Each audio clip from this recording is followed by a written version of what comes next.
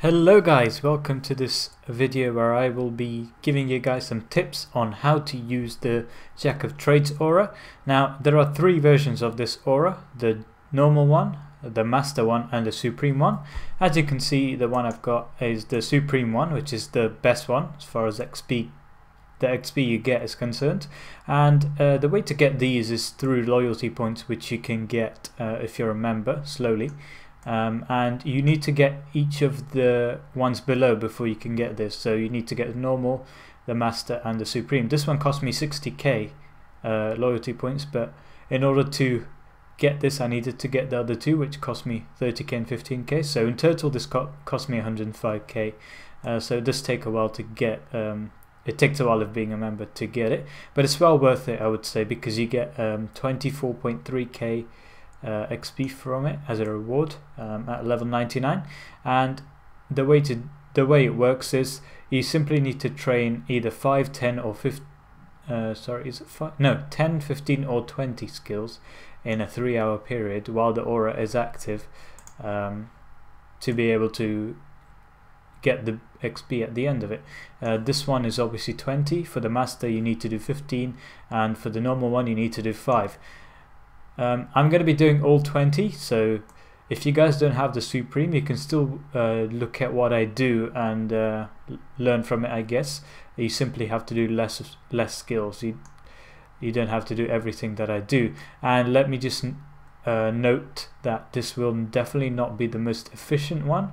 Well, probably not, I'm not sure, but I've just grown used to it so much that it's just a second habit now. Second habit, is that even a phrase? Anyway, it's just a habit now that I'm doing it, because I've just done it for so long. So I guess it's more important that you grow used to what you're doing rather than looking for the most efficient one.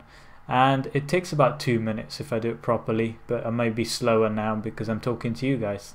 So let's get started. So these are the stuff you will need if you want to do my method.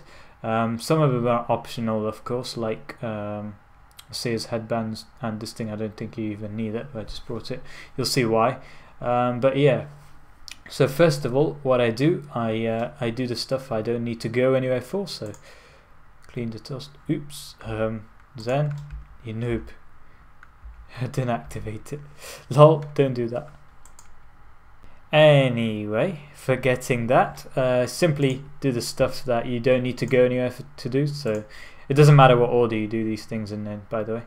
And then I superheat the gold ore, summon the spirit terror bird, and yeah. Now if you have Karamda gloves 4, this is much easier. The way I do it is a bit longer because I don't have it, but basically if you can get to Brimhaven, not Brimhaven, Sheila Village, that's it, any way you want, then that's good. Obviously, as I said, this isn't the fastest way, I just grown used to it. And yeah, so you know, you don't have to do it this way if you don't want to, I guess. And so you can pay fair to go there, but first I'm going to pick some coconuts to get the farming XP sorted. You can always right click and check how many skills you've got out of the 20 or whatever you need by just right clicking the aura and checking aura time remaining. You only need 1 coconut, I just picked all of them, so it's a bit slower there. I've only done 5 so far. So once I get here, in fact when you have the gloves, what you will do is you will spawn, I think, near this gem mining area. Over here, over there, you can see that, I think, I hope. But firstly I'm gonna get some fish for that fishing XP, just 1 fish actually. Logo. Well, I'm 98 fishing, so I hope I don't get the. Okay, that's good. It's not much XP, so that's good, I guess. Okay, I'll do it a different way. I'll get the agility XP a different way. But anyway, so what I do next is to mine these gem rocks over here. Get myself some gems and then craft it. So just slowly but surely ticking off the stuff. If you find it takes too long, any of this takes too long, you can obviously modify your method. but I just find this method sort of easy to use because I've been doing it for like almost a month, I think. So yeah, so I've grown pretty used to it. I don't know why it's taking so long to mine this gem rock, but it doesn't usually take this long. Anyway, so that's my daily routine. As you can see, pretty much all sorted out. If you just have like a separate bank tab for all your stuff that you need, then you can quickly do it without any fuss looking for the items and so on, and you don't even need to remember what you need because it'll all be in a bank tab, I guess. So yeah, so that's me done here. Time to go to Falador and pickpocket these guards. Sorry, guards. Right, now to get my ranged XP. Alright, I should have got a bone crusher. It would have been a little bit faster, but oh well. And then three skills at once by using the balance stance and using melee. And that's me sorted for that part. Now I shall put on my Seer's headband. As you can see, it went up pretty quickly because melee gives you a lot of XP. Now my Seer's headband will give me 2 logs, one for fletching and the other one for making the fire. And with that fire, what? Oh no, Nub, Zen, what did you do? I crafted both instead of just one. Anyway, the second log is to make the fire so that you can cook your fish on it, as you can see. And that's that. Also, the reason I come here is if you guys don't want to spend money making this divine location, you can always just harvest a wisp or something over here and get that divination XP, but I like to do mine a different way.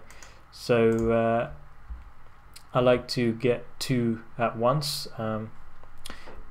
Yeah, I like to get that hunter XP because obviously a divine location is 1 a day. You might as well use it if you can. And someone just asked, let me just lol, I just got frozen out. Lol. Anyway, I think I got all 20 of 20 because I planted the divine box trap and then looted it somehow, even though I got frozen out.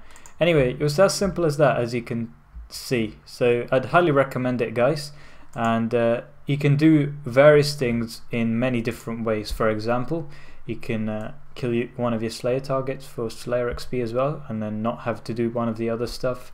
And you can take a different route, which may be better or which you may be more comfortable with.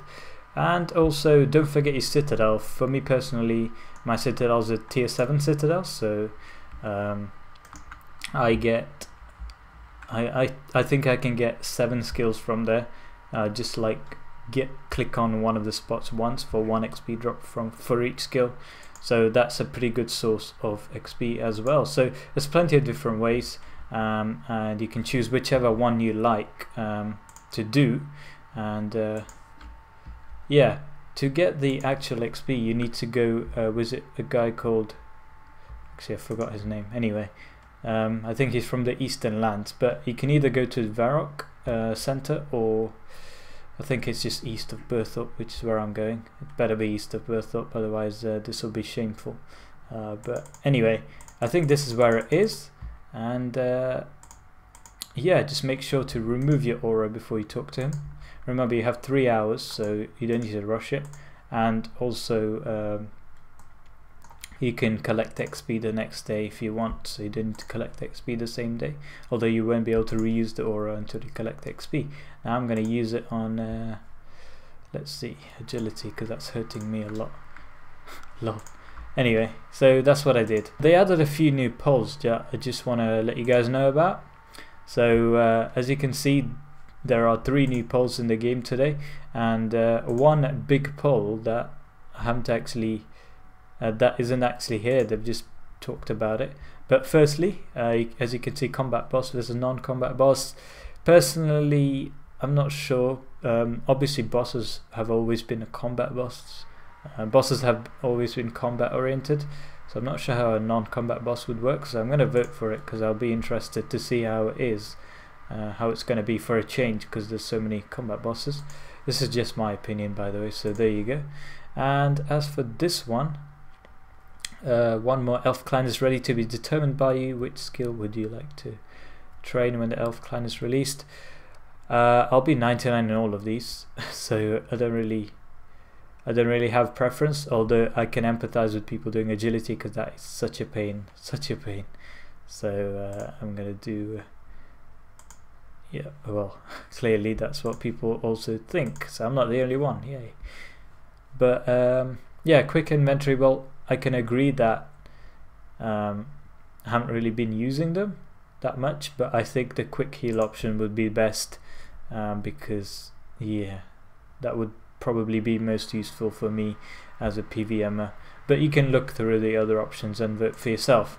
And something that that isn't here is the 120 combat capes, 120 skill capes, sorry, that Dardan has mentioned in his new video, and I'll link you to his video as well as the post on the description. Basically how it's going to work is, I think they might change it, they might not, but this is what they've said. If you have the amount of XP needed to be 120 in a skill, so you can work that out by seeing how much XP you have till 120 dungeoneering, then you can get these new 120 capes for that skill. They are not a comp requirement, and so it's just cosmetic. I don't think they'll even have emotes, and they're not a max or a comp requirement, so that's good. And there won't be any levels. It's just that one cape, so you don't. The levels for all skills don't suddenly go up to 120. It's all going to be 99 except dungeoneering. So that's going to be an interesting thing to think about for you guys. Hopefully they'll release a poll on that soon. I definitely support it myself, because obviously the people who've worked really hard need to be distinguished from the rest.